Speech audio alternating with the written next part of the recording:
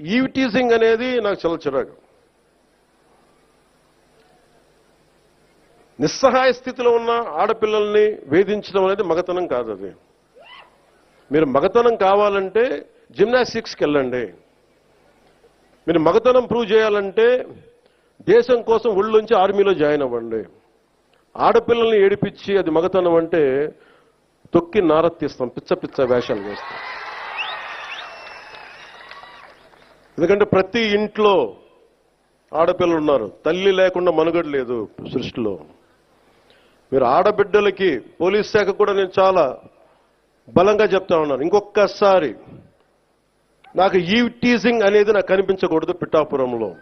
This is my directive. ఎందుకంటే నా నియోజకవర్గాన్ని నేను సవ్యంగా చేసుకోలేనప్పుడు, నా నియోజకవర్గాన్ని నేను సరిగ్గా కాపాడుకోలేను, నా డిప్యూటీ ముఖ్యమంత్రి పదవి దేనికి, అధికారులు ఉండడం దేనికి? నేను చాలా స్పష్టంగా ఉన్నాను ఈ విషయంలో.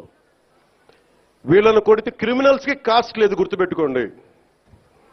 తప్పులు చేసి కులాల వెనక దాక్కుంటే బయటికి తీసుకొస్తాం, గుర్తుపెట్టుకో. కులాల వెనక దాక్కోకండి.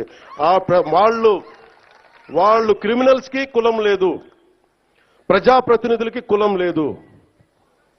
We are very clear about it. చాలా స్పష్టంగా ఉన్నాం దాని మీద.